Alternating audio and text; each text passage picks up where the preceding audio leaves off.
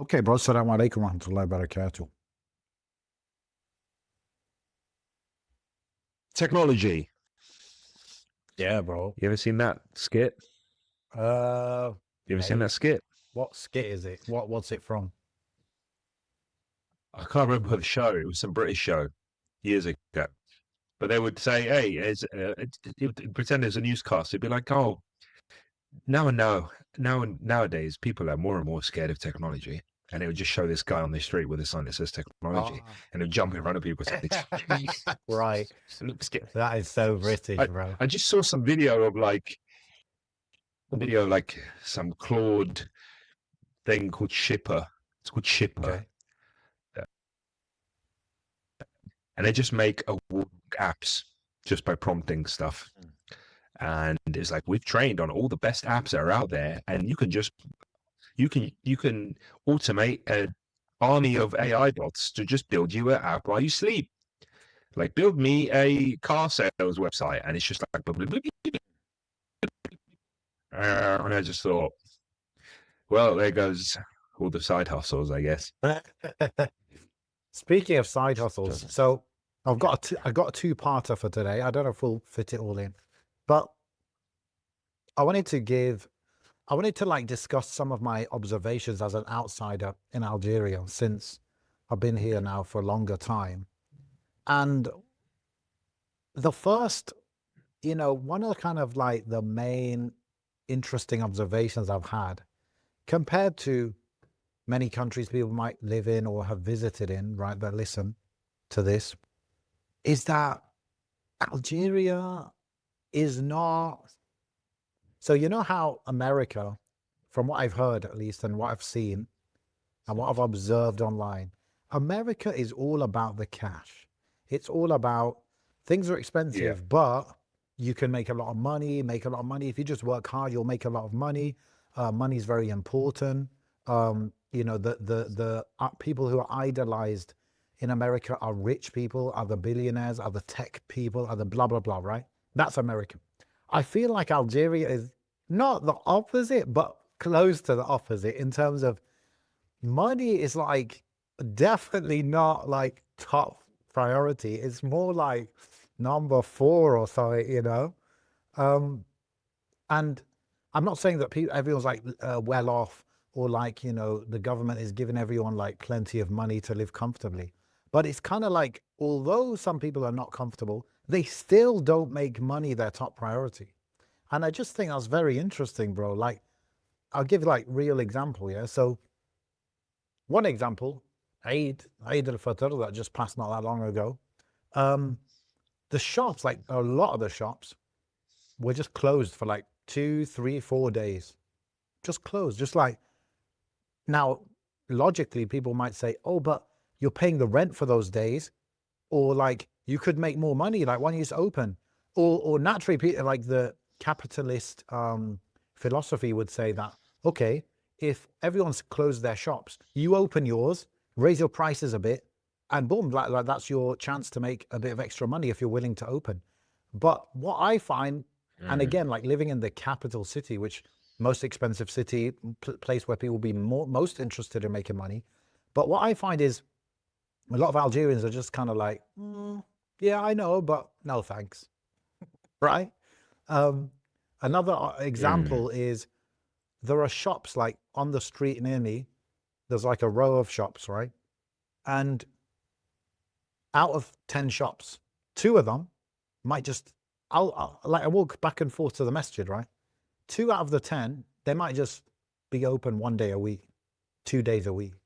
Like, and again, I don't know why. Maybe they're doing other work while the shop is closed. But again, capitalist philosophy or whatever would say that if you're going to have a shop, you need to open at exact same times. Everyone needs to know when you're going to be open and closed. You need to be convenient for people. But no, in Algeria, the vibe is more like, here's my phone number, like call me if you want to open the shop. If you want me to open the shop, like call me or something, right? It's just like people are not that hungry for money. And third example, and as a consumer, especially a consumer maybe who has a bit more spending power than the average, you feel a little bit entitled. Like, look, I'm willing to pay you, just like sort me out, hook me up. I've got money, like take my money. But, and again, Mm. in many countries, it's like money talks.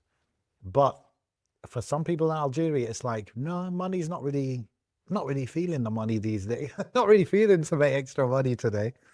Another example of that is Mm. I contacted, so like the way that I found some of my furniture is just online Facebook Marketplace, right?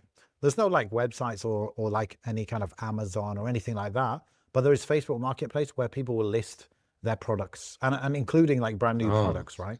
So we found some of our furniture on Facebook Marketplace. And what we'll find is like we might find some piece of furniture that's made of wood, which looks like the guy did a good job with it. And then we'll see that he's a carpenter. So like he just makes different stuff, right, with wood. So we might contact them and be like, okay, we want that table, but with these dimensions. So they're kind of going to make it a bit custom.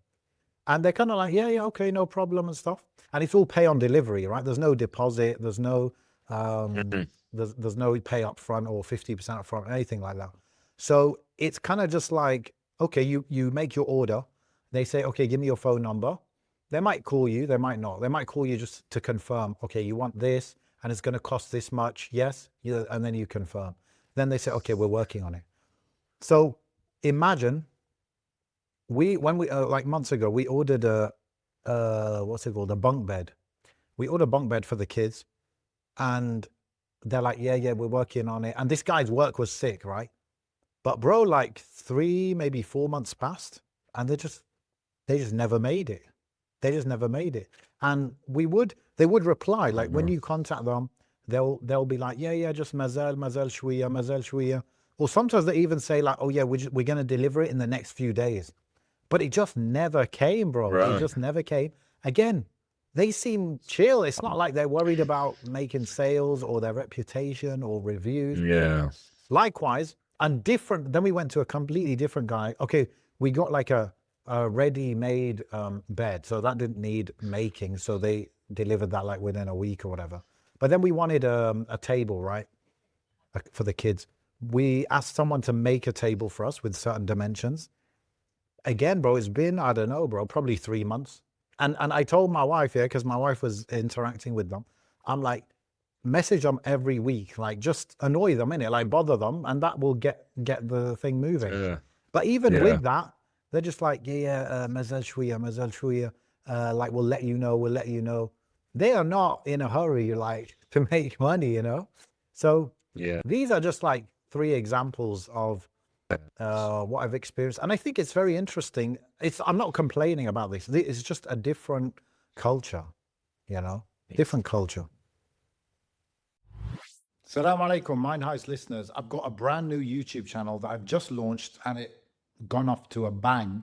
And it's all about hijrah, global living as a Muslim. I've lived, alhamdulillah, in 4 different Muslim countries, although I was born in the UK. So if you're interested in that at all, you're either living abroad or you're thinking of making the move, then check out the link in the description for my YouTube channel. And I hope you enjoy and benefit. A lot of that could be excused. Like you can make excuses for them in different ways, not positive excuses, sometimes negative. Like maybe they've got so much custom that they can't get to you and they refuse to hire or expand because they've just got like a stability going on. They can't overextend themselves, but they're just picking and choosing which customers to serve. I think I've noticed, like what you've said in Tunisia as well, like the businesses kind of being a bit opening and closing when they want. Although I'm in a small little village town, so I kind of chalk a lot of that down to that. But I'm sure it exists capital as well. But what I have noticed is a lot of business owners, sorry, a lot of business owners tend to own the property that they're in. There's obviously lots that rent it, of course, but when you own it, there's less pressure to kind of conform to, I need to make money to pay the rent. But people are also very lackadaisical about paying rent and paying bills and like that kind of side of things. I'm talking as you know, as a inherited landlord. Yeah. So I deal with a lot of like tenants, right? And some of them are great, like some of them perfect. Some of them, I've got a dentist actually that rents property from us, and she's like on time, bro. Every start of the month, bang, done in the bank account. No questions asked. But then you've got people who are like, I'll pay you. Oh, I'm going to pay today. And then they don't pay. And then it's been 3 months. And then it's been 6 months. And like, there's a guy who's been since my dad died. Do you know what I mean? Like 4 years now, in and out of court for 2 years. And they're lackadaisical about it. And, there's that element as well. So some of it is, to be chalked down to, Yeah. their tawakkul and then inherent, I don't know, seeing the dunya as unnecessary, not need to chase it, and they're alhamdulillah, they're fine and they've got what they need and they're not desperate. And other people, it's literally just CBA attitude. Yeah, I agree. I agree. Yeah, and it's both sides. Yeah, some people. That's one I think, like, because in America, if you have a lot of, no doubt, some of these businesses, they have a lot of custom, right? So in America, it's like, okay, we need to scale this baby. Yeah. They start having these visions of a big house, white picket fence. Yeah. Let me get 3 cars. Let me get 2 cars. Let me get a summer home and a winter home. People start getting excited. Yeah. But I feel like in Algeria, when they get that potential opportunity to expand, they're not as hungry for it. Now, there might be an element of, okay, I want to scale, but it's hard to find labor. It's hard to find reliable people. I know a lot of people complain about that. My cousin, Yes. my cousin has a stationery shop. He's doing well, mashallah. And he hired, he hires, I think, 3 people now. So he's like always in the shop, probably 6 days a week. And he also hires 3 people, a lady and 2 men. One of the men he hired was his brother-in-law, right? So his wife's brother. This guy, he lives with his parents and stuff. This guy, his sister, right? So my cousin's wife used to call him in the morning, every morning, say, "Yalla, wake up, go to work, go to work." The guy's not bothered, bro. He was like, needed motivation to just go to work for his brother-in-law. And then eventually, after, I don't know how long he was working there, maybe a year, he quit to open a shop next door to my cousin, which is not competing or anything. But I feel like it's just because that shop is his shop. He could like open it at 10 a.m., 11 a.m. He could close it when he likes. It's kind of like, I don't know where they make money from though, bro. There are so many people, like for example, a phone shop. Listen, think about it, bro. In Algiers, the rent is very expensive relatively. And there'll be a guy with like a phone shop, and I'll go in the phone shop just to top up my phone, And when I top up my phone, he gets a little cut. Like I pay 1,000 dinars, like £3, and he might get 10% of that maximum or something. And then, usually you give them another literally 20 to 50 dinars on top of that, right? Which is nothing. So there are people coming in and out doing that, buying that from him. There are people coming buying chargers here and there, which he might make like 10, 20% profit on it. And then how's this guy paying rent? You know what I mean? Like maybe, like you said, like maybe his dad owns it or he owns it or something. There are so many businesses that I'm just like, how are they paying rent even? Never mind, making a living. But it's all chill, bro. I don't know. Seems chill. But I've come across, obviously, like my North African algorithm. I come across so many hungry youngsters that are like, spitting keywords out that hustle culture is obviously prevalent with, and all they want is access. And with what they've got, they're being so creative anyway. And there is this entrepreneurial spirit with the younger generation. Probably younger than us. It's hard to know these days. You find that on like social media. The people that make content are like that, innit? But the real world is a bit different. Yeah, of course. Yeah. Yeah. You know what? I think it's spread. I think that kind of culture would spread towards people that consume it, because I think people just lack the knowledge and lack the know-how. Just like, I suppose, we did, because there was no hustle per se that we were exposed to, at least when we were younger, not online anyway. Business was very traditional, and the aspect, the methods of business, methods of starting one, the expectations were very traditional. And then I suppose, I don't know, mid 2010s, 2015, 2010, that's when I started seeing more stuff. But but it could be because of the age I was, at uni and stuff. So I'm more exposed to it or thinking about it more. But algorithms are algorithms. Loads of people know about it now. Loads of people know about all these methods and all this stuff. So I don't know, but hearing it from a Tunisian's mouth is very interesting. Talking about the social media marketing and talking about influencers and talking about this and that. And then obviously with the advent of AI, we can't discount that. Like Sweta and North Africans in general, everyone basically has so much democratic access to AI tools. It's not this sort of pie in the sky locked away thing just for the Westerners. I saw a whole not that it's anything to do with business, but I saw a whole GTA trailer in Algeria. Like they made a GTA game in Algeria. You need to send me and that. made a trailer, and it was all AI and stuff. I need to find it. I think I sent it to my wife. But yeah, and I just thought, they're obviously using AI tools, and that means it's so prevalent out there. Yeah. And you see memes, Arabic memes or North African memes about ChatGPT, etc. So what I'm saying is, they've got the access, but the limiting factor, which a lot of them have, is these tools of PayPal and Shop Pay or whatever, and all these little payment tools, and just being able to use a Visa or a debit card and all this stuff, and online shopping. The fact that maybe it's the insecurity element of the whole, we have to make this and ship it out, deliver it to someone who might not even be there or might not even pay or whatever. Sometimes you have to actually, instead of messaging them online, you have to show up every week at their establishment and see the progress of this table being built, because they're so that kind of way of doing it. 100%. Only once have we interacted. Only once have we ever interacted with an online store in Tunisia, or a couple of times actually, and we've never followed through with it, or there's been an issue or something. Mum, actually, last time we went, my mum bought, what was it? Some sort of, was it dates? I can't remember what it was. Some sort of, I can't remember what it was that she needed to purchase. It was online, and I thought it fascinating. And we met this family in the main fountain area of and then we had to spot them, and they could spot us. Actually clocked us from a mile away because we just look out like outsiders. So do you know what I mean? So it's stuff like that, man. It's like they've got so much to technology whilst not having some of the most foundational elements. Well, what we would consider, because they're so full of ideas, really.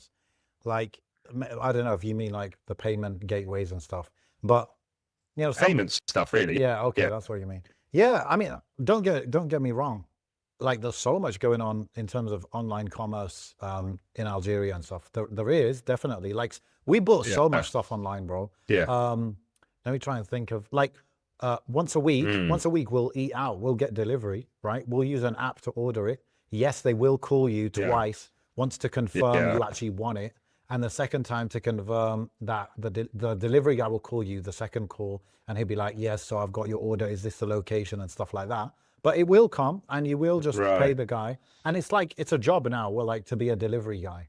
And it could be that you work on one of these apps, or it could be I don't know, a furniture store uses you whenever they have deliveries, or whatever, bro. Some people will, there are people, Yanni, who will pay a delivery guy to go and get paracetamol from the pharmacy. That does exist as well, It's just more over the phone, more over the phone rather than just chatting and WhatsApp and this and that. And yeah, like I said, so much of our furniture we found it online. What I like to do is, instead of literally driving around the city and stopping off at shops, I might find the store online and then I'll physically go to them, you know what I mean? So that's kind of how I use it. But yeah, don't get me wrong, there are very good examples, and I'm sure these guys are making bank, bro. There's this furniture company, and I think they only sell limited types of furniture, literally 5 different things, right? I think we bought what's that thing called? A shoe rack. Yeah. We bought a shoe rack from them, and that's something that they advertise heavily. So they're running Facebook ads, and they're running, you could tell they're spending decent money, because I keep seeing the ads again and again, and it's the same ad. So it must be working for them or whatever. And so when you click on the ad, instead of it going to just message them or something like that, it will go to a page, an actual sales page. And it will have all the typical sales page, to basically, and then it will have okay, select your color, Yeah. select how big do you want it, and it will have like these little one tick upsells. Oh, do you want legs on the thing? Oh, that's an extra like 2,000 dinars. Okay, do you just tick it and you add the 2,000 dinars? So these kind Yeah. of things, right? And then it'll be like, do you want a delivery like within 3 days? Well, then it's a little bit extra. But if you want it like within 7 days, it's free and stuff like that. You'll fill in your details. You click checkout. Obviously, you've paid nothing, right? Because everything is pay on delivery. And then they'll call you and be like, yes. And they're actually professional. Like you can tell they've got a bit of a script going on or a bit of a process, yani. So they'll call you. They'll be like, yeah, just to confirm, you want this, this, this, this. Your Yeah. location is this, this, this. Are you sure? Then you'll say yes. Then they will call you when it's delivery time, and they'll be like, yeah, so I'm going to deliver within the next an hour. I'll be in this place. Is that the right address? Yes. They'll come, deliver, pay them, boom, you know. And these guys, and then after they delivered it, by the way, they called again and they're like, how was it? Was it good? Is it to your liking? Right. And I think they asked us to leave a review Yeah. somewhere or something. So, and they even gave us a receipt, like a paper printed receipt that you could tell was like a templatized thing, you know? So these guys, I'm sure they're making a lot of money. They're doing very well. And it shows it's a bit of a blue ocean there, because I was thinking, to be honest, I could do something like that. I could find businesses and implement these systems for them. Maybe that would be lucrative. It might be frustrating for me. I don't know. But it shows you like there are some people doing it as well. No. I think there's a lot of opportunities, man. I think it's a land of opportunity, really. I think, I mean, it's Algiers, so I'm sure they've got a lot more lockdown than in my experience. But you know, the two biggest pillars for us is online payments and also shipping, like postage, shipping and handling. It's just those two are the pillars of commerce online. So, and the pillars Yeah. of modern business, really. But you've got it down, like you said. Algeria's got that. Egypt has got Amazon. So okay, there you go. Yeah. But the direction by that the way, our like, countries are heading, I'm sure they'll catch up sooner or later. yeah, 100%. Delivery, by the way, is sorted. Yeah. Delivery is not an issue because even when I was in UAE, there was Amazon and Noon as well, which is like a local competitor. They would never deliver to your address. There's no address system in the UAE, right? It's all based on I'll call you and just like if I'm not sure, like so like in really? UAE they would have your GPS location and you might add a little description. It's not as simple as the UK, right? UK is like 105 blah blah avenue and they'll just come to you, right? In Yeah. UAE that doesn't exist, Yeah. but they'll generally come to your GPS location that you gave them in the app or whatever, and you might have to describe a little bit better, right? Like building this name or blah blah blah. But generally they'll find you. If they don't find you, they'll call you and they'll find Right. you. It's not an issue. So countries where there's no Okay. like clear address system, it's not a big deal, bro. Like same in Algeria, they'll just call you. They'll be like, okay. I mean, it's a bit cumbersome for me because I just hate like this bother like answering the phone, explaining where I live. But for Algerians, it like runs through their blood. You know what I mean? So I've had people call me and they'll be like, "So I'm delivering your thing. Where is it? Where do you live?" I'm like, "Oh." Right. I'm like, "So yeah, take." There are solutions to that. I'm like, but the things I probably would have given them like the Google Maps location already, yeah. But they'll be like, "Oh, I don't have data," Yeah. right? Or something like that. Them ones. That only happens maybe 1/3 of the time, 1/4 of the time.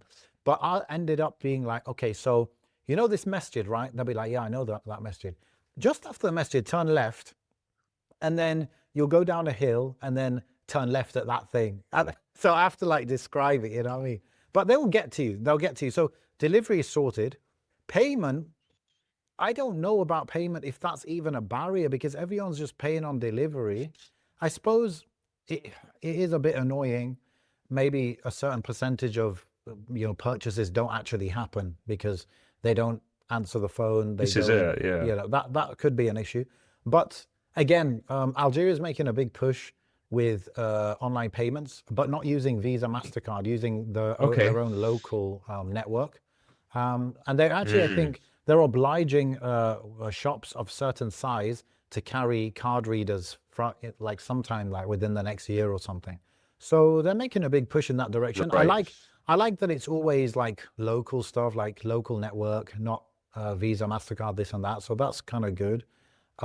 Even I'll tell you something. You know, Udhiya, uh, you know, what do they call it? Yeah. Qurbani and stuff.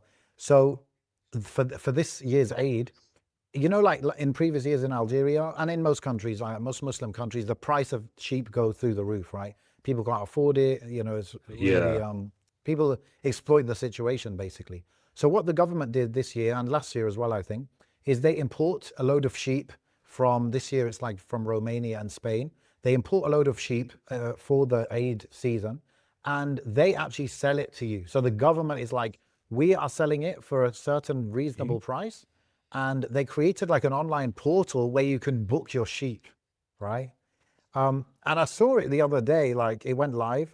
I went on it, and oh, I don't know. Do we have connection issues?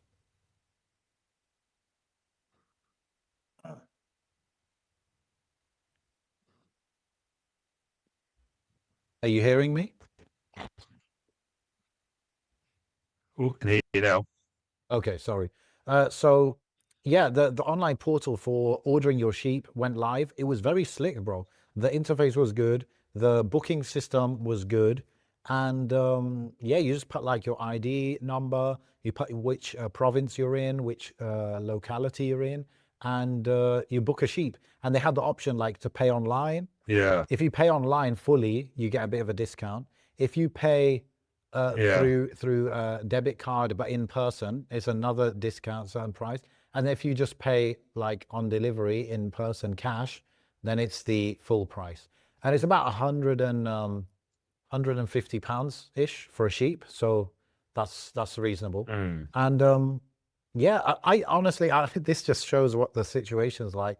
But on Facebook, I just saw people complaining about it because within a few hours of it going live, like all the places were booked Yeah. out. But I'm like, yeah, that's normal. Like, what do you expect? Um, Yeah. but it seemed to be a Yeah. slick system, to be honest. I suppose that the trap I fall into and many diaspora fall into is expecting progress to look like what we're used to, whilst a lot of technological progress is attuned and molded towards the culture that it's evolving in, right? Mm. So, the delivery aspect that you spoke about, on one hand, it's not like here. So your, you know, Western brain is thinking, oh, it's backwards or it's underdeveloped. But actually, on the other hand, it's more versatile for that community. If they could implement something like a what three, are you familiar with what three words? Yes. You ever heard of it? Yeah. So that's a 3 meter by 3 meter, squares on the map. Every single square's got a 3 letter word assigned to it. If you did that, you'd get rid of all the other problems of like, oh, I'm on this street and then this, similar to like a GPS. But the thing is, GPS is just long numbers and it can get a bit weird on the phone. But yeah, if they had a system like that, that would just solidify it. The versatility also being that you could literally get anything delivered to anywhere without a specific address. Because now you can't rely on addresses. Let's say we're ordering food, it's like, oh, I'm at this address. But if you were like in the middle of a park somewhere and you wanted to order food, Exactly. it gets a Yeah. bit more Yeah. complicated, you know? So there's that element of it as well. And your mention about, Algeria, I suppose, pushing for their own stuff to be used. I think that's a trend we're seeing more and more across the world now with like the, the downfall of the United States of America. I just read, side point, that they're refunding refunding to the companies, that is, all of their tariffs because they were ruled illegal. Right. Yeah. So it's like 144 billion. Crazy, man.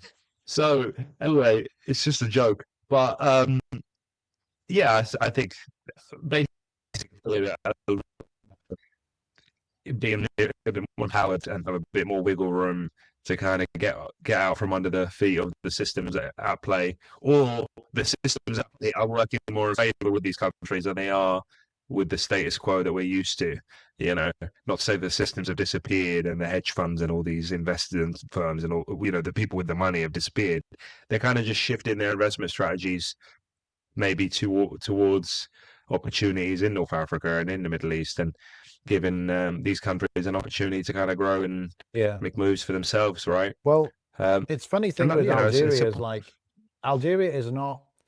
I don't think Algeria represents this kind of new, less globalized, outlook that a lot of countries are taking. I think Algeria just yeah, is like that, and it has been like that, and they're always very cautious and very like uh, paranoid of outsiders. And it's a complete package. You get some benefits of the protectionism, and you get like slower progress and less benefits of basically getting the best of what's to offer in the world, right? You get less of it. mm, Example of that, a good example of that, I was looking into this. Algeria has a crisis of like cars, right? So you'll have like a a 25-year yeah, old car, and it still costs like £10,000 or whatever, to exaggerate. Um, yeah, so there's a crisis of cars. Now, why is there a crisis of cars? Well, the government doesn't allow companies to bring in a lot of cars and sell them. I think the reason for that is they want local production. And imagine you starve the country of cars coming in, then you can tell a car manufacturer, yo, if you open a factory, that people are gonna just buy, like you're guaranteed to make loads of sales here, right? So yeah. that's good. But the companies have so far not, really set up successfully. And the thing is, what the Algerian government forces these companies to do is to set what's called the integration rate. I learned all this just from Claude, yeah. So there's something Ooh, go on there's then. something called an integration rate, which is how much of the parts of that car or whatever you're manufacturing is coming from the local market, and how much are you just Right. bringing in from outside, right? So you could get a Yeah. car, the car body, the car wheels, the axle, the engine. You could get all those parts brought in separately, and then you just put it together, stick it together, and say, yeah, it's made in Algeria. Mm, That is like called, I think it's called semi knockdown, which is the car's like half made pretty much, and you just stick it together.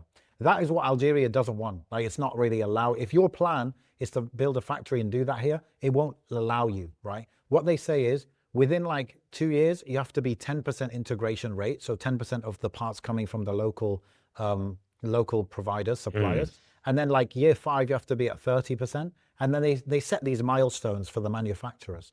So Renault opened a factory here a few years ago, and they were operating for, I think, a couple of years. And within those 2 years, they were supposed to reach 10%. But after 3 years, even, I think, they'd only reached 5%. So the government literally shut them down. right. So they shut down, they're not Oh manufacturing no. anything. And they spent like, I don't know, like, but tens of millions making this factory, and now they like shut it down. And Right. they're in Unbelievable. constant talks with them to like try and get it reopened. But the Algerian government's also not on good terms with France. So it's not really going well for them. But the thing is, obviously, No. the Algerian, consumer suffers as well because of this. However, the only factory currently manufacturing cars in Algeria is Fiat, and they're producing like 30, 40,000 a year. And they have a 10% integration rate early. They actually reached that rate early, and they're supposed to be reaching 30% Yeah. by the end of this year or something. So they're kind of like doing well. They're on track. They're supposed to be producing, I think, 90,000 cars by the end of next year or something. So that's good. There are also three Chinese manufacturers who are in talks. Like, they're saying we're definitely opening plants here. But Yeah. again, it's just slow. It's just slow. And I'm sure a big part of it is because of the government's bureau- bureaucracy and just the slowness. But you could say, like, okay, but then when it does happen, it'll be sick because you actually have local know-how being brought into the economy. You'll have the labor that is trained. And who knows, maybe in 20, 30 years, you could have an Algerian car company because of the know-how and because of the local manufacturing stuff. So, there's two sides to it. I think the Algerian approach is sick if you can back it up with making the process smooth for these companies to come in and actually do what you're asking them to do. So yeah, Yeah. it's just pretty interesting. This is like, what's it called? Economic policy, I suppose. Yeah, and the knock-on effect on citizens being able to purchase vehicles and that mobility element makes money go around. You know, 100%. it just boosts the 100%. economy in a major Yeah. way. But the stagnation that most people feel, their inability to get to places, is, I mean, in the capital It's is one thing, but suffocating. Yeah. the rest of Algeria, I mean, Yeah, I mean, think it's of all the people impossible to living in rural areas, and also think of the tourism, the local exactly. tourism that would happen if more people had cars as well.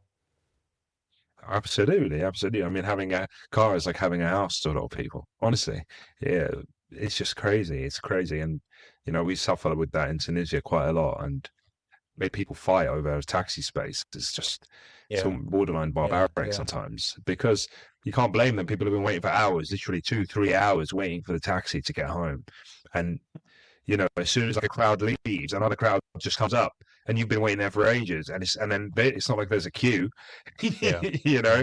yeah, Um, and some of these towns are so far apart, especially in a county, right? You'll have like, oh, to do this particular piece of paperwork or whatever, you can't do it in this town. You have to go to that town, which is a 30-minute drive that way. That's the capital town. Like, and it's like, yeah, okay, I'll go there, but I might not be able to get back.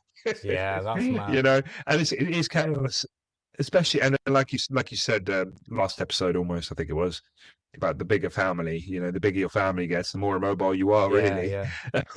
That's the thing, bro.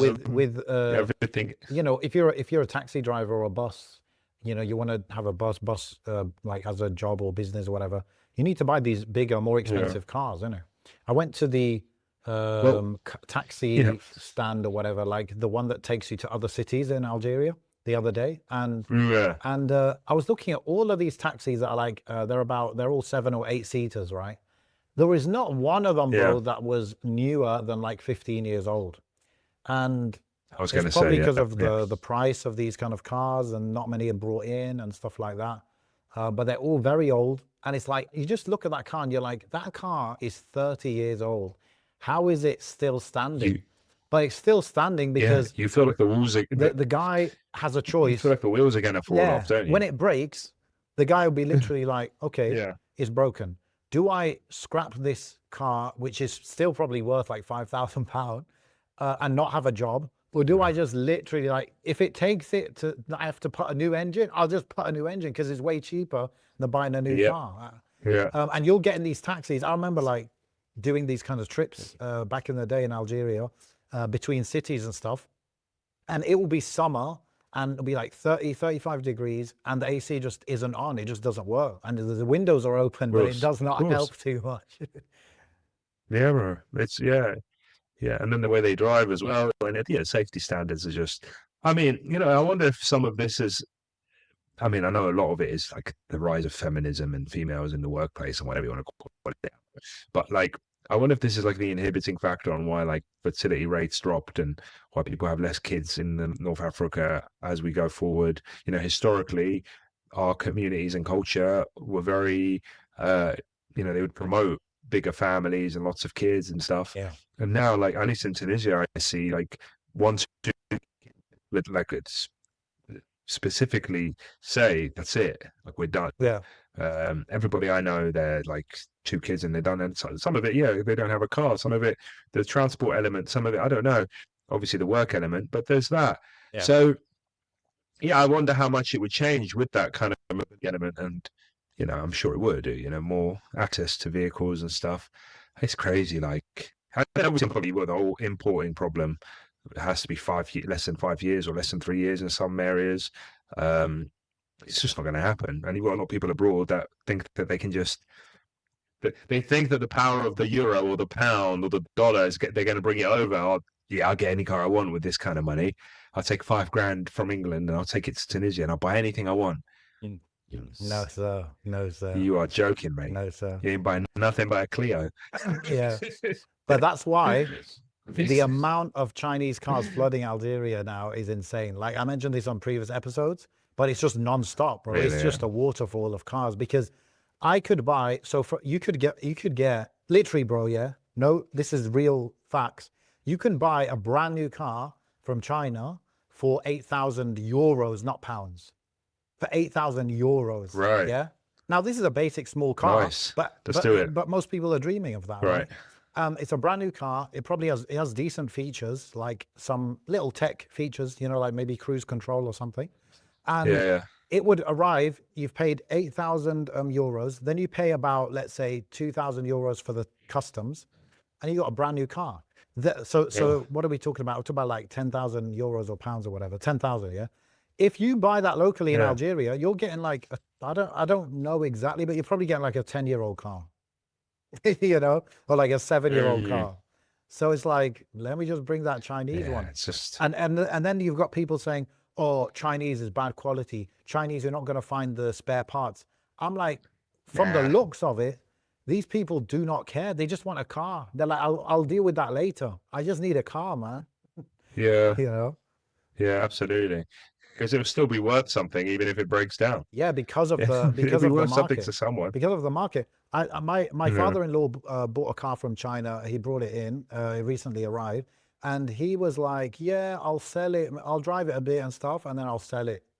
And I'm like, "Oh, really? Like, but if you Mm. just drive it a little bit, you're gonna like ruin the value of it, and then you just sell it. Like, isn't it better to just keep the mileage down and sell it as a kind of brand new car?" And then No. he's like, "Nah, nah, like it keeps value. Don't worry about that." It can, yeah. It's a brand new car for 50,000 miles. Exactly. 50, Yeah. 50K is probably still Yeah. renting. Yeah. Yeah. Honestly, I think my dad did the same. Like my dad bought a car from England years ago. It was a pickup truck. I remember riding in it and then took it to Tunisia. Which I don't know the story. I can't remember, but I was a little kid. But he sold it, like probably because it was so enticing.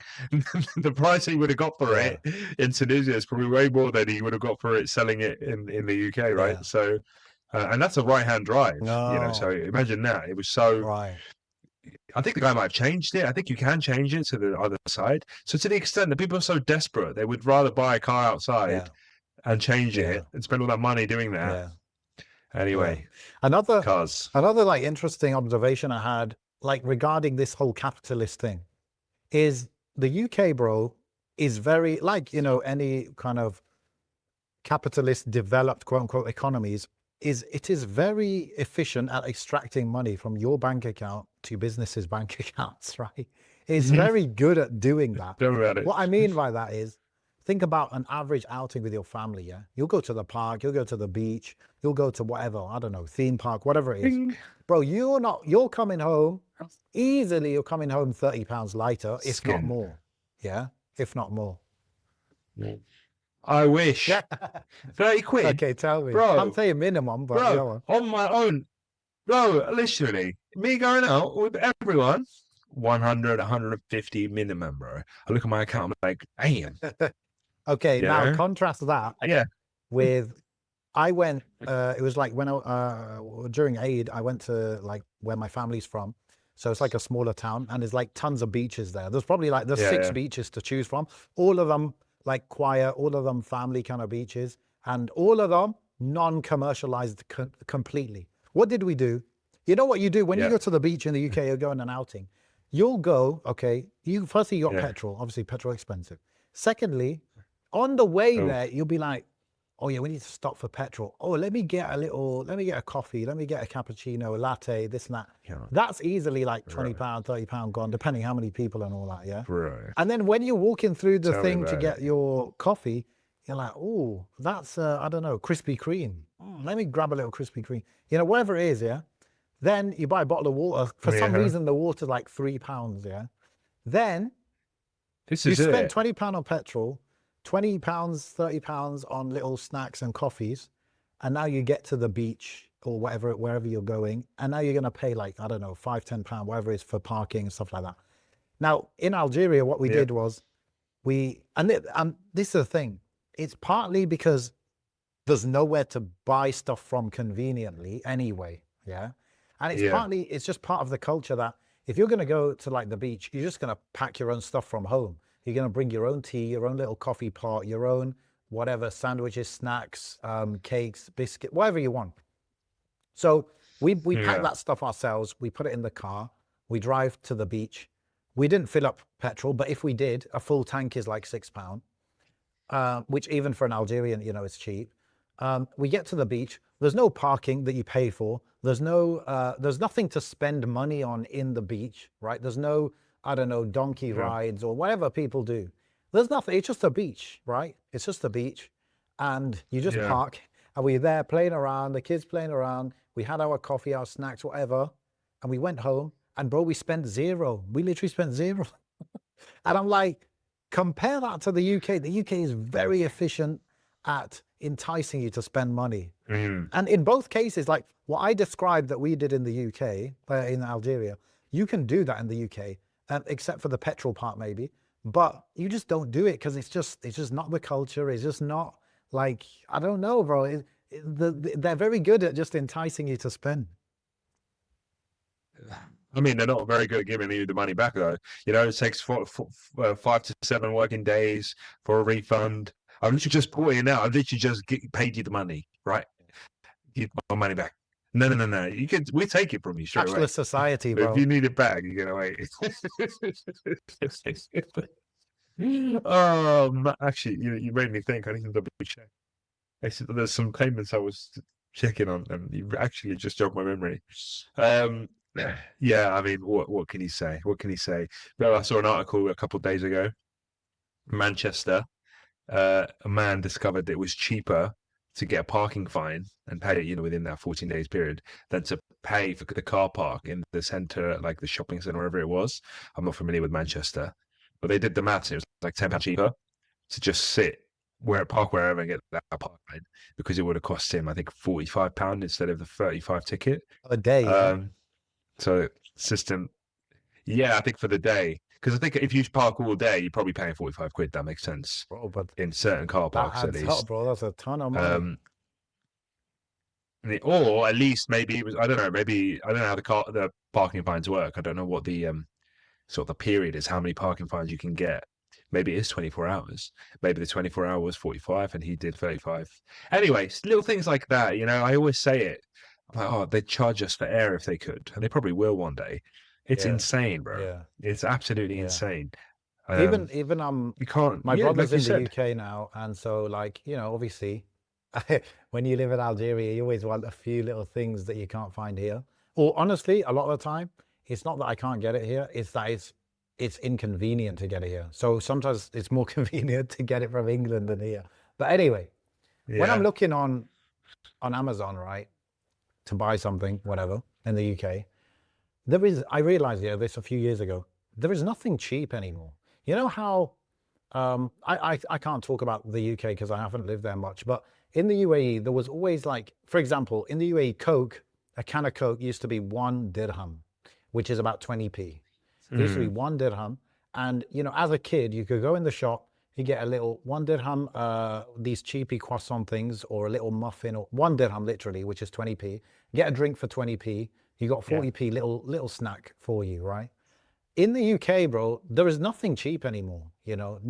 Nothing is No, £3, £4. No, sorry, everything is at least £3, £4, £5. Everything is at least that. You want a little, like a little thing that might be like a little gadget thing, a very obviously something that you would get from China for like 20p. On Amazon, it's like, no, get a pack of 10 and it's £5. It's like, I don't want a pack of 10. I want one of them. And I Yeah. know it costs you, including your shipping and taxes and all that, it might cost you £1. So why don't you sell it to me for like £2, man? But no, they sell it they add a pack of 10 and then they're like, yeah, it's £7.50. And I noticed that a lot, bro. In the UAE, you can still get some little cheaper things, but definitely inflation has hit UAE as well. Thing is, what goes up doesn't really come down, does it? Just gets worse from Yeah, here. it never comes down. It never comes down until, who knows, bro. It would be interesting to see, I don't know, into the future, or to what's the word, to like where you play out, simulate it. If you simulate, like, okay, let's get rid Yeah. of the ribawi system where we print money and there's interest on all the money and blah blah. If you got rid of that, what would actually happen? Like, would there be inflation? Would there be no inflation? Zero inflation? I don't know, but yeah, I don't know. I don't know, man.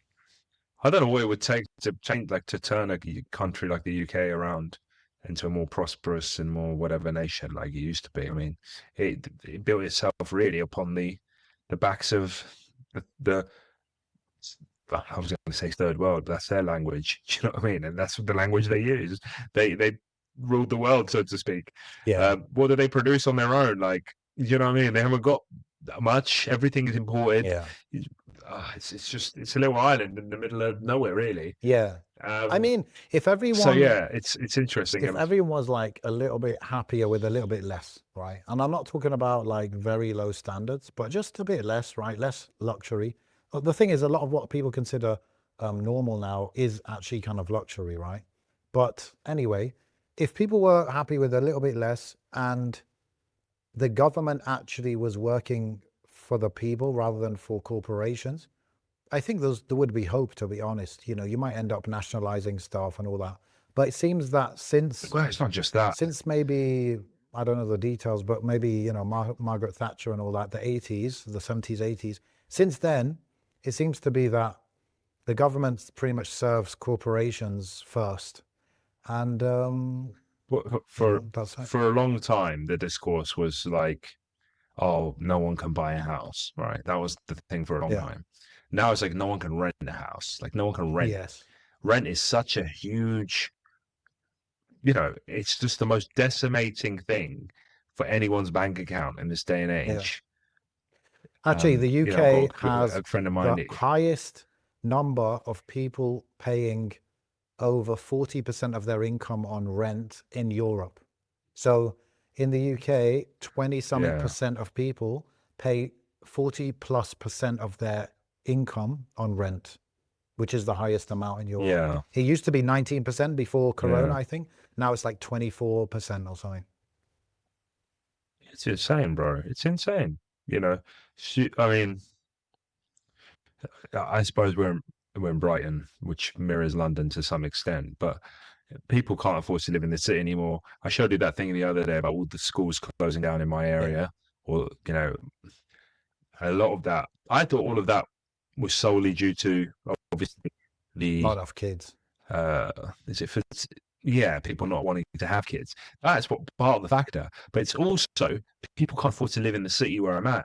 So they're moving to more. So a friend of mine who used to live just further out in a few towns over, he said, "Oh no, all the schools over there were full because that's where everybody kind of All moved that have right. big families." But those areas, there's literally nothing to do there, bro. It's so Yeah, dead. yeah, Like it's just like these, yeah, it's like New Haven, I don't know, Peace Hay, all these little paper yeah. towns on the coast. Um, It's isolating so for yeah, like it's, people as I, well. Like people it, mix less. of course, of course, and then you've got obviously very heavy sort of credit pace, you know, buy now, pay later systems, finance systems, people drowning in debt and credit cards. And, the older I get, the more I see these offers. Like my credit score for some reason is really good. I don't really know, I understand how it works, but like they send me these offers all the time. And it's like, oh, 0% credit thing for 24 months. And it's just like, that's tempting, bro. Yeah, Like, that's tempting to a lot of people, I'm sure. And then you can start living that Instagram lifestyle and you can buy that car and you can buy this thing and you can, do you know what I mean? But then your monthlies are the same. Like you don't own anything. Also, everything you own is getting paid out every yeah, month. So yeah, there is an expectation that if you're on your own, like let's say you're a bachelor, you are expected to to move in with four other people or three other people. Might not know, and that's the way you live. Like Friends. Friends, the sitcom was meant to be a comedy, programming. but it's everybody's reality. You know what I mean? That's the way it is now, bro.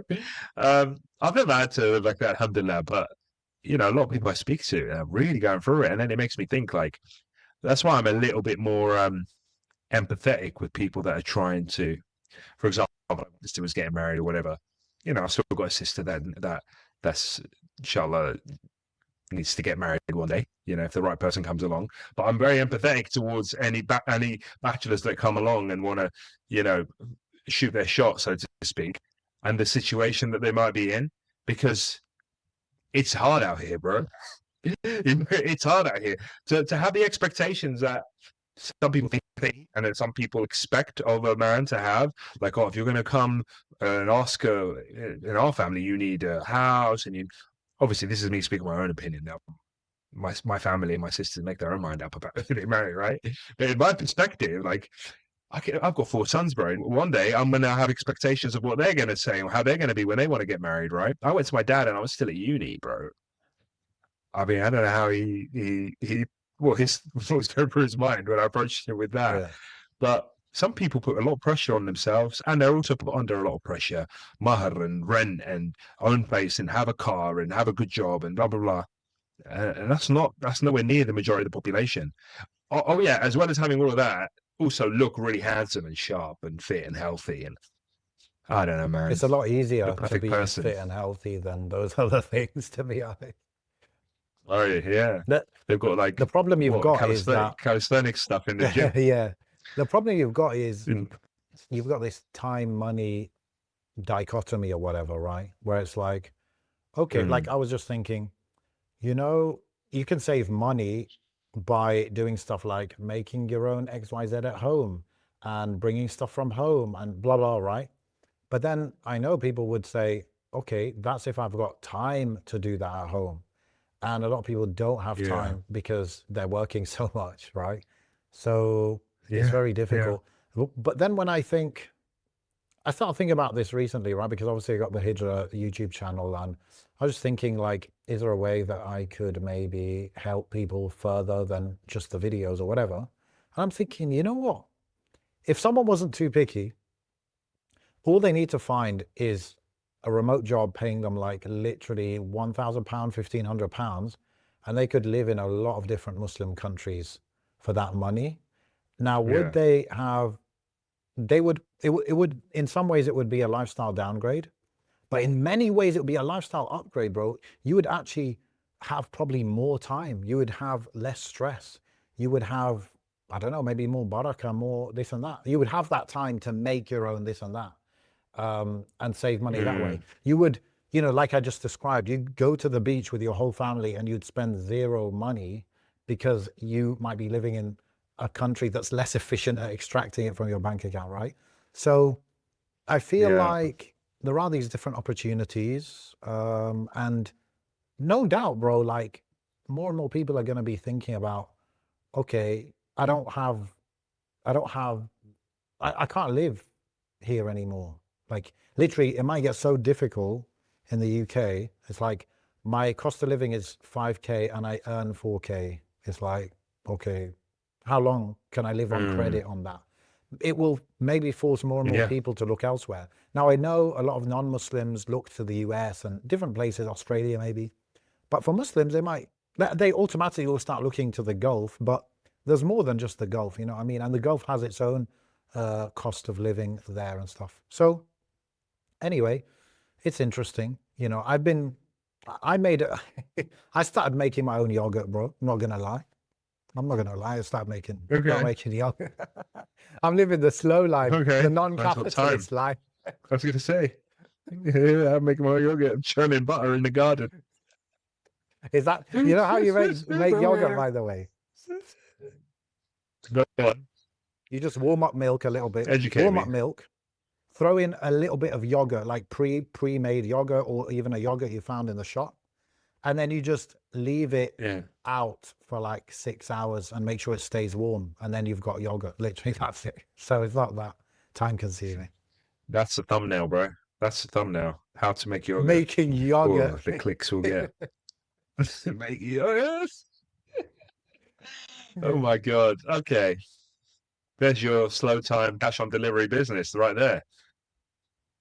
Delivering yogurt right to your Living door.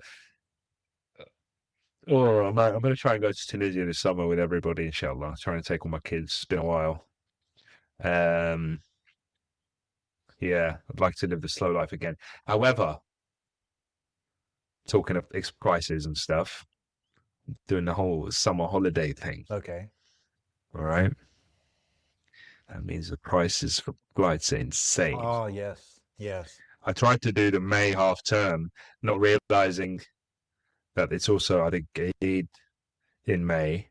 So there was like a double whammy clash of Eid and half term.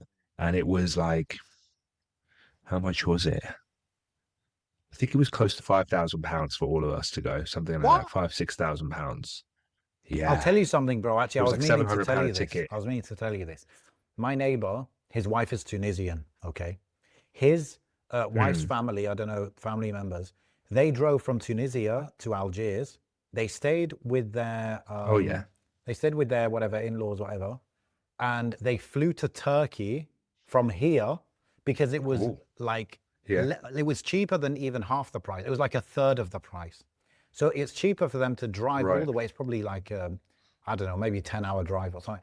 They drove to Algiers. They Yeah. stayed here for a few days. They flew to Turkey. They bought all their daughters' wedding stuff in Turkey or something. Then they flew back Yeah. and they drove back to Tunisia. And that's like way cheaper than just going from Tunisia. Mm. See, if a baby wasn't so young, I would probably like to, if I was, because I'm planning to go for 2 weeks, I would try and go to Algeria from there during those 2 weeks.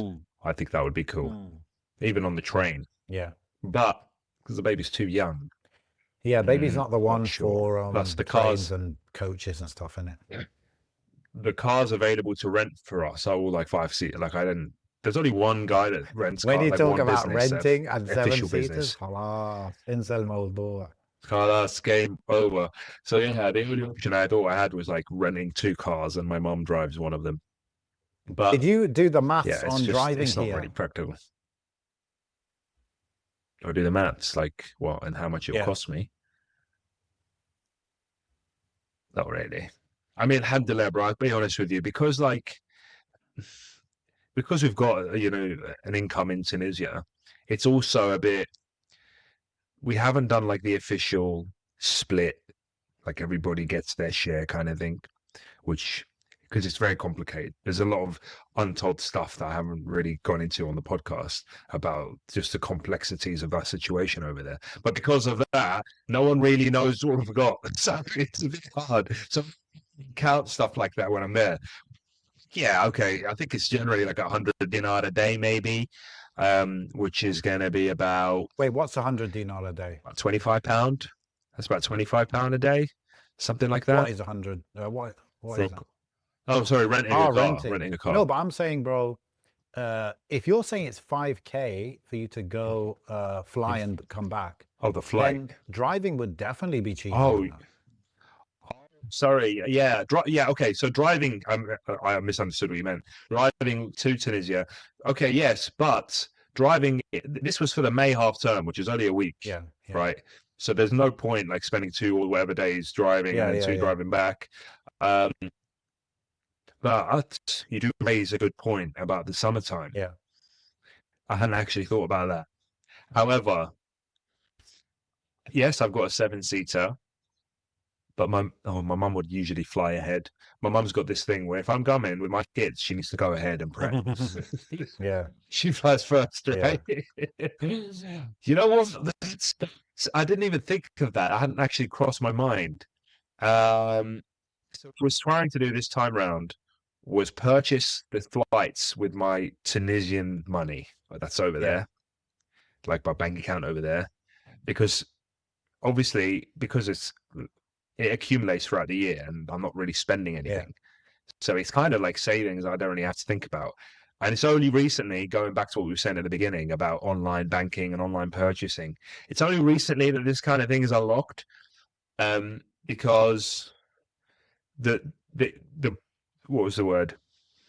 The roadblock we had in recent years was that they text you a code whenever you try and purchase anything online in a Tunisian account. But the codes are being sent to a Tunisian number that isn't activated in England, right? However, because what happens is by the time we try and use a SIM card here, it's already been shut off. If you don't use a SIM card for a particular amount of time, whatever, they lock it off. However, I think I've figured out a way to keep it active. Because I found some sites here that you can top up Tunisian numbers or any foreign number from England.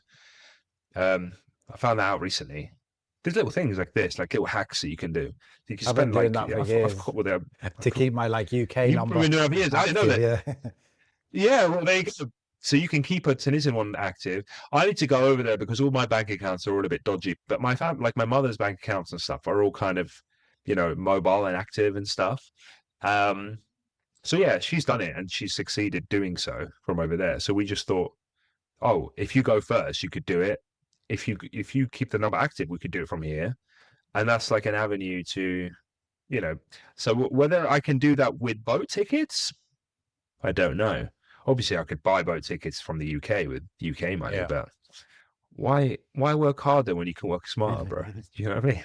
Yeah, you should definitely look into that, because So that I would don't know. be We'll see. that would be a bit of an adventure. I think it would even be doable, like with young kids. I think it's like 2-3 days. I don't think it would kill you. It might actually be interesting for them and exciting. I might even like now that you've said it, I've got an even better Okay. plan. This is a first, a mind heist Okay. first. My wife doesn't even know it. What if I send her and the kids and my mum on the Yeah. plane, bish bash bosh, and I drive just on my own? I can fill the car up with everything I need, not have to worry about stuff on the roof. Because if you're filling out the car, That's true. you gotta have to put Yeah, stuff on the yeah. roof. If you put stuff on the roof, you ain't sleeping. Because my dad used to have me on lookout back in the day, and I don't. It's weird, isn't it? Because side point, my son is now at the age where I remember core memories, like everything from his age Okay. onwards. I was in Tunisia at his Yeah, yeah. age. At his age, I was in school in Tunisia. I remember it all. So I'm very conscious that I look at him, I'm like, when I was your age, I was doing this and this and this, and you're not doing that. Something up. Yeah. Well, my dad used to have me look out and stuff because sometimes people try to rob us, bro. Yeah. You know, in It's France, a especially the further well-known down south route, you get, highwayman route. it's a road of trade route. Yeah, yeah. It's just so. Yeah, so like I don't feel comfortable, you know, having all my stuff on the roof. Well, I suppose you would just but wherever you stay. My brother's done this, by the way, many times. Yeah, he never yeah, sleeps in hotels. He sleeps in the car. But of course, he never had anything on the yeah, of roof. course. But maybe if you could find places to stop for the night which had secure parking, then obviously that's a solution. Yeah, I mean, we used to do hotels occasionally, but then the more, the bigger our family grew, the more we'd sleep in the road. But I remember one time we slept on the road. Me and my dad slept on some grass outside the car, and like my mum and sister slept in the car. And then like I got woken up, and like I was getting woke up by like a sprinkler. Like whoever owned the grass put the sprinkler on purpose to get us up.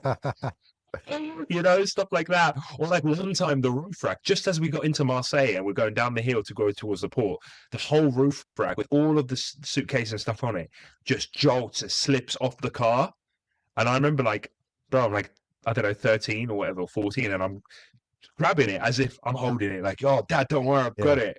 He must have hit a pothole or something, and it just like, I was just like, we made it all the way to Marseille, and this thing didn't fall off. And suddenly it's leaning off of the car. Like, anyway, all these shenanigans that can happen, bro. Or like one time we ran out of fuel. My mom and dad were talking so much to each other, they didn't notice the red fuel light was on. And I said to my dad, I was like, Dad, what does that light mean? And he looks and he's like, oh, stop. And then the French got one of the mechanics. Anyways, stories. But like one of the AI, they've got the AA or the recovery people. He comes over. He's trying to tell us to get off the motorway and go up to the embankment because it's dangerous. But he can't speak English. And I think my dad had gone off to get fuel. Like he walked off. So it's just me and my mum and my sisters. And he's like, Camion. Camion. He's trying to explain to us, It's like, Mum, I think he's saying it's dangerous. Anyway. But that's a reason why you need to bring your kids for these stories. You're right. You're absolutely right. Maybe only or something. Yeah, I could just do me as an amen, couldn't I? I could do a little father and son road trip. By the way, I would never do a trip like that, even with my kids this age, on my own. I would always at least bring my eldest. They need these things, Annie. Really? Yeah, you're right. You're right. Yeah. Anyway, it's a thought. I mean, my car would be lovely, to be honest. It's 4-wheel drive. It's got all the space I need. Yeah. I could put my mum in there or put one more person in there. Or to be honest, I could put everybody in there considering the rules are a bit more lax. Yes. Yeah. Put some people on. I know they're not a fan of that, but sometimes man's got to do what man's got to do. Yeah, 100%, bro. Yeah. I did the maths on. You're opening my eyes to the possibilities. I had this like vision, this dream of spending a month in Turkey in the summer, or maybe just after the summer, like September or something. And I was doing the maths, and it's interesting, bro. Like the route itself is a bit of a destination, isn't it? So like you could drive. I could do like drive to Tunisia and then ferry to Italy, then ferry to Greece, and then drive to Turkey. Right? Not too much driving in that process. but you paid more for ferries and stuff. But it would cost, I think it said about 2K. It would cost about 2K each Right. way. And flying from Algeria to Turkey is pretty cheap, bro. So it was like hard to justify from a financial point of view. But as a trip, it's sick. So I Yeah. definitely want to do that one day if possible.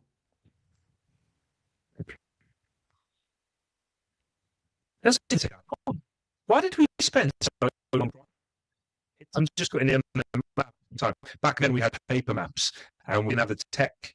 And now, like, I could just have my phone on all the time and GPS and stuff. So, apparently, it only takes 10 to 11 hours to get from Calais to Marseille. That's just, we could just power through. It just take us like 2 days. I mean, yeah, I suppose it is knackering, isn't it? What's the most you've ever driven in one day? Not that much. Let me think. Probably just like 6, 7 hours.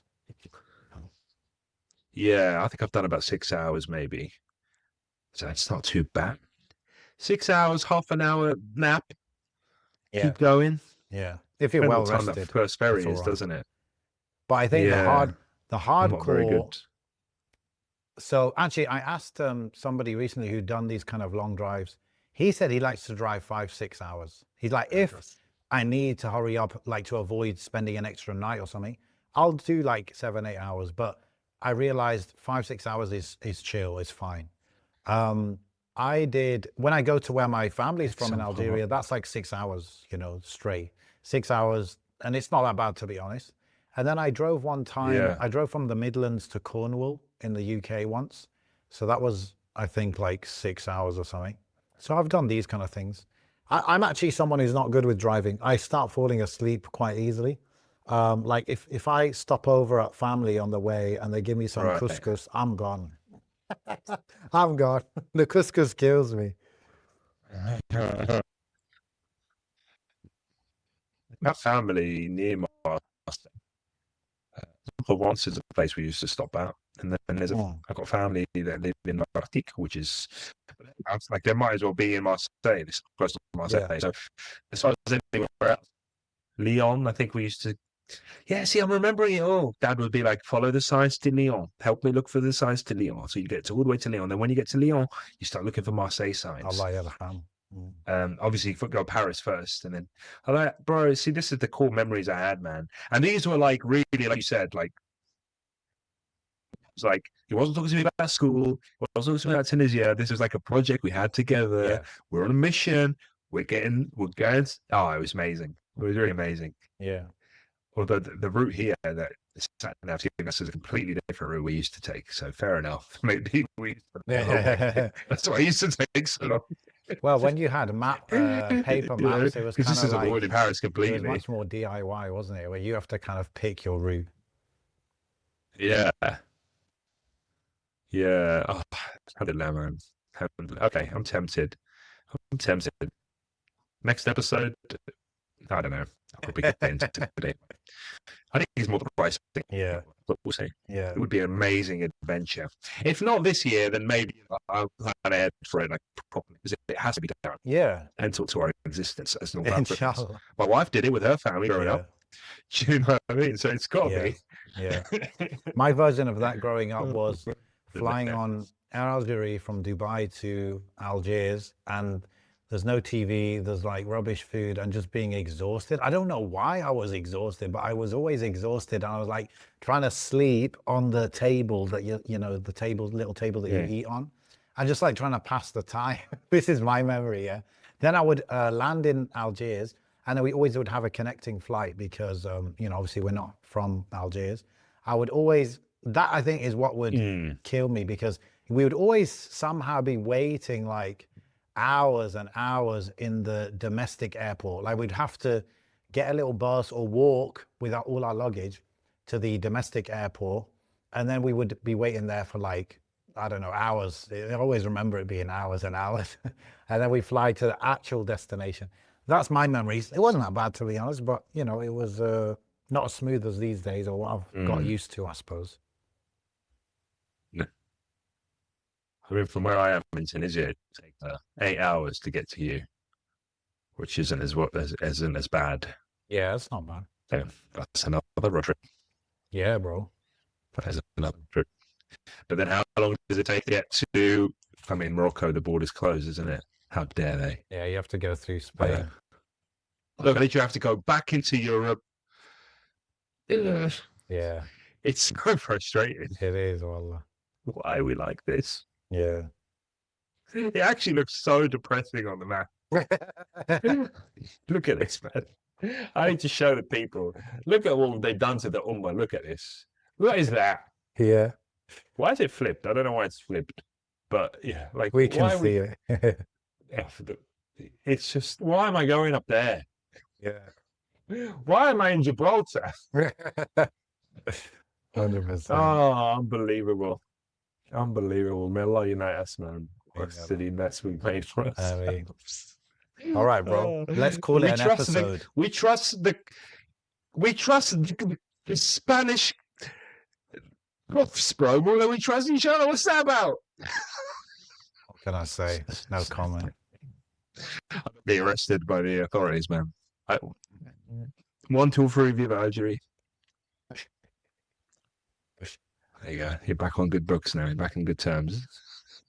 Yeah, first it was Erdogan, now it's Tabboune. Got to watch out for, innit?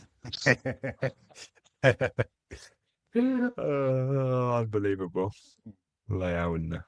I mean, you know. All right, good episode, man. Inshallah, see everybody next episode. Let us know what you think in the comments on the Telegram group. And سبحانك اللهم وبحمدك أشهد أن لا إله إلا أنت أستغفرك وأتوب إليك. السلام عليكم ورحمة الله. وعليكم السلام.